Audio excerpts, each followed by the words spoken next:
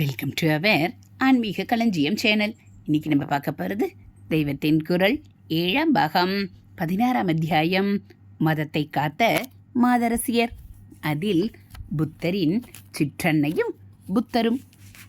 பௌத்த மத பேச்சு வந்ததில் இத்தனை நாழி நான் சொன்னதற்கு கான்வர்ஸாக எதிர்வெட்டாக ஒன்றும் நினைவு வருகிறது. திலகவதி, மங்கையர்க்கரசி முதலானவர்கள் சரியான வழியில் சென்றபோது அவர்களாலேயே மதரட்சணை நடந்ததென்று பார்த்தோம் அல்லவா?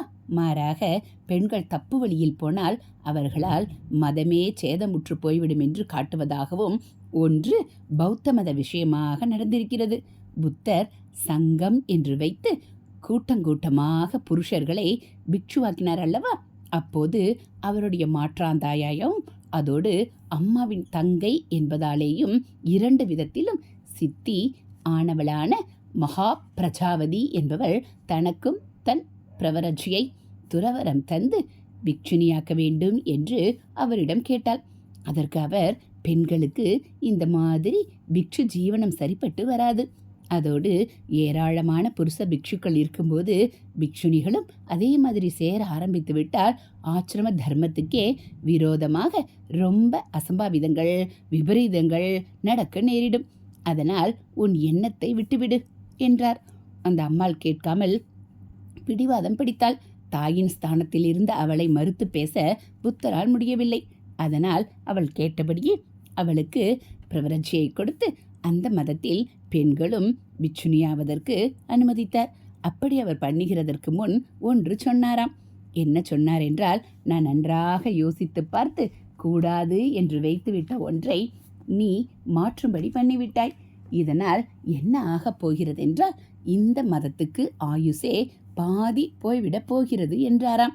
அவர் சொன்னது போலவேதான் பிற்பாடு பிக்ஷு பிக்ஷுனி சங்கத்தில் ரொம்பவும் கோளாறாக நிறைய நடந்து ஊருலகத்தில் எல்லாம் பரிகாசம் அவப்பெயர் ஏற்பட்டது. மகேந்திரவர்ம பல்லவனுடைய மத்த விலாச பிரகசனம் என்ற ஹாஸ்ய நாடகத்தை பார்த்தாலே தெரியும் எத்தனை கீழ்த்தரத்திற்கு சன்னியாசிரமம் போய்விட்டது என்று. பௌத்தம் இந்த நாட்டை விட்டு போனதற்கு அறிவாளிகள் லெவலில் நம்முடைய ஆச்சாரியார் வேதாந்த வழியிலும், குமாரில பட்டர் கர்ம மீமாம்சா வழியிலும், உதயனாச்சாரியார் நியாய தர்க்க சாஸ்திர வழியிலும் அம்மத கொள்கைகளை கண்டித்தது காரணம் என்றால், பொதுஜனங்களின் லெவலில் அந்த பிக்ஷு சங்கம் வீணாய் போனதில் சமுதாயம் முழுவதற்குமே அதனிடம் மதிப்பு மரியாதைகள் குன்றி போனதே அதற்கு ஆதரவு குன்றி போனதற்கு காரணமாகும். இப்படி ஒரு பெரிய ஹானி ஒரு பிரசித்தமான மதத்துக்கு ஏற்பட்டது ஒரு ஸ்திரீயின் பிடிவாதத்தால் தான் என்று பார்க்கிறோம். இதிலிருந்து ஆக்க சக்தி மாதிரியே அழிவு சக்தியும் ஸ்திரீகளுக்கு எவ்வளவு இருக்கிறது என்று தெரிகிறது. ஆனால் பொதுவாக நம்முடைய பெண் குலம் ஆக்க சக்தியாகவே தான் இருந்து வந்திருக்கிறது. அபூர்வமாகத்தான் அழிவு சக்தியாக ஆனது. இப்படி நம் மதத்துக்கு அழிவு ஏற்படவிருந்த சமயங்களில் அதை புத்துருவாக ஆக்குவதற்கு பெரிய உபகாரம் செய்த உத்தமிகள் சில பேரை சொன்னேன். ஹரஹர சங்கர, ஜெய ஜெய சங்கர. அடுத்து மதத்தை காத்த மற்ற மாதரசியர். இன்னும் அநேக ஸ்திரீகள் நம் மத உணர்ச்சிக்கு புது எழுச்சி தந்திருக்கிறார்கள். சிவாஜி துர்கர்களை ஜெயித்து ஹிந்து சாம்ராஜ்யம் எழுப்பினான் என்றால் அதற்கு விதை ஊன்றியவள் சின்ன வயசிலிருந்தே பாலோடு அவனுக்கு மதாபிமானத்தையும் ஊட்டின மாதா ஜிஜாபாய்தான். அப்புறம் வெள்ளைக்காரர்களுக்கு எதிராக ஜனங்களை எழுப்பினவர்களிலும் ஜான்சி ராணி லக்ஷ்மிபாய் போன்றவர்கள் பாலிடிக்ஸை விட நம் மதத்தை அவர்கள் அழித்துவிடப் போகிறார்களே என்ற விசாரத்தாலேயே உயிரை கொடுத்தும் மதத்தை காப்பாற்றுவதற்காக யுத்தத்துக்கு போனார்கள். ஹரஹர சங்கர, ஜெய ஜெய சங்கர. அடுத்து இன்றைய பெண்டீர் செய்ய வேண்டியது. இவ்வாறு அநேகம் பெண்களாலேயே நம் தேசம் அந்நிய மதங்களின் ஆதிக்கத்திலிருந்து அவ்வப்போது மீட்கப்பட்டு சனாதன தர்மம் புத்துயிர் பெற்று வந்திருக்கிறது. எப்போதுமே புருஷர்களை விட அவர்களுக்கு அதிக மதாபிமானம் இருந்திருக்கிறது. இவன் ஆஃபீஸ், ஷிஃப்ட், டூர் என்று போக ஆரம்பித்த பின் ஸ்திரீகள்தான் இவன் செய்ய வேண்டிய பூஜாதிகளை பண்ணிக்கொண்டு இந்த மட்டும் இங்கே மதானுஷ்டானம் இருக்க செய்திருக்கிறார்கள். பூர்வகால ஸ்திரீகளைப் போல மதத்தை ரட்சித்து கொடுப்பதில் இக்கால பெண்களும் நன்றாக மனசை செலுத்திவிட்டால் நாம் கான்வர்சேஷனை பற்றி கவலைப்பட வேண்டியதே இல்லை. இதற்கு என்ன செய்ய வேண்டுமென்றால், சமஸ்கிருதம் தமிழ் இரண்டிலும் ரொம்பவும் காவிய சுவையுடன் வாழ்க்கை பயனையும் தருகிற நூல்கள் ஏராளமாக இருக்கின்றன. தமிழ்நாட்டில் பிறந்தவர்களுக்கு இது இரட்டை பாக்கியம்.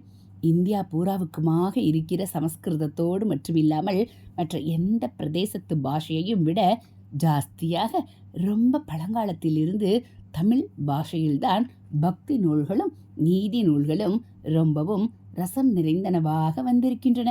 சமஸ்கிருதம் தமிழ் இரண்டும் கற்றுக்கொண்டு விட்டால் லோகத்தில் தெரியாததே இராது.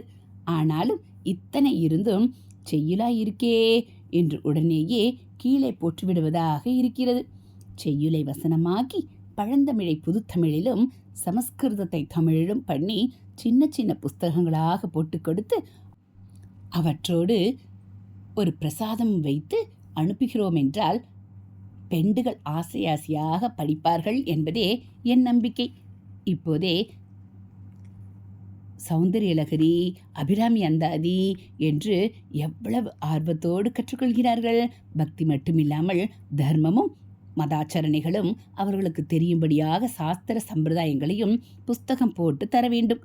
பெண்கள் அங்கங்கே ஒரு 8 பேர் சங்கமாக சேர்ந்து கொண்டு மடத்துக்கு தெரியப்படுத்திவிட்டால் அவர்களுக்கு மட்டுமே இம்மாதிரி புஸ்தகங்களை பொருள் விளக்கி போட்டு அவர்கள் படிக்க படிக்க ஒவ்வொன்றாக அனுப்பிக்கொண்டே இருக்குமாறு திட்டம் போட்டு அமல் செய்யணும் என்று எனக்கு இருக்கிறது. மதத்தை பெண்களும் பெண்களை மதமும் பரஸ்பரம் ரட்சிக்கும்படியாக பண்ண அங்கங்கே இந்த மாதிரி நிறைய சத் சங்கங்கள் ஏற்பட வேண்டும். பெண்கள் தாங்களே கூடி தங்களுக்குள்ளாகவே படித்து புரிந்து கொள்ளும்படியாக செல்ஃப் இன்ஸ்ட்ரக்டர் ஸ்வயபோதினி மாதிரி இந்த தர்ம புத்தகங்களை போட வேண்டும். இதற்கு மடம் பொறுப்பேற்க வேண்டும் என்பது என் எண்ணம். இந்த மாதிரி 7-8 புஸ்தகம் சமஸ்கிருதத்திலும் பழந்தமிழிலும் பதவுரை படித்து அர்த்தம் பண்ணி கொண்டு விட்டால் அப்புறம் வித்வான்கள் எழுதுவதையும் சொல்வதையும் புரிந்து கொண்டு விட முடியும். செய்யுள் கடினமான நடை என்ற பயமெல்லாம் போய்விடும். நூல்களின் ரசம் தன்னால் மேலே மேலே தேடி பிடித்து படித்து கொண்டு போகிற அபிருசியை உண்டாக்கிவிடும். ஸ்திரீகள் யாவரும் தாய்க்குளம் என மரியாதையாக சொல்லப்படுகிற யாவரும் சரசவாணிகளாக ஆக வேண்டும் என்பதே என் ஆசை. நாட்டின் மகோன்னத நிலைக்கு அஸ்திவாரம் சைன்யத்தின் பலமோ, சயின்ஸின் அபிவிருத்தியோ, மந்திரிகளின் யுக்தியோ, பொருளாதார முன்னேற்றமோ இல்லை. பெண்கள் தர்மத்தை நடத்துவதால் பெறுகிற தெய்வ தன்மையே தேசத்துக்கு அஸ்திவாரம், ஜீவரத்தம் எல்லாம்.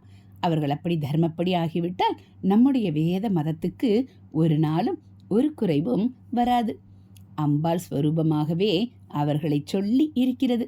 அம்பாள் தான் இப்படிப்பட்ட அனுகிரகத்தை செய்ய வேண்டும். ஹரஹர சங்கர ஜெய ஜெய சங்கர, ஹரஹர சங்கர ஜெய ஜெய சங்கர. மகாபிரிவா சரணம். இதுபோல் தெய்வத்தின் குரல் பகுதிகளை நீங்கள் தினந்தோறும் கேட்கணும் அப்படின்னா மறக்காமல் நம்ம சேனலை சப்ஸ்கிரைப் பண்ணுங்கள். கூடவே பெல் ஐக்கானை கிளிக் பண்ணி ஆல்ங்கிற பட்டனையும் அழுத்திடுங்க. நம்ம சேனலில் வரக்கூடிய தெய்வத்தின் குரல் பகுதிகள், மகாபிரிவா மகிமை, மகாபிரிவா அருள்வாக்கு, ஆன்மீக தகவல்கள் எல்லாம் உங்களுக்கு பிடிச்சிருந்த ஒரு லைக்கும் கமெண்ட்டும் கொடுத்து உங்களுக்கு தெரிஞ்சவங்களுக்கும் ஷேர் பண்ணுங்கள். ஹரஹர சங்கர ஜெய ஜெய சங்கர, ஹரஹர சங்கர ஜெய ஜெய சங்கர. காஞ்சி சங்கர, காமகோடி சங்கர, காமாட்சி சங்கர, காமதேனு சங்கர. மகாபெரிவா சரணம்.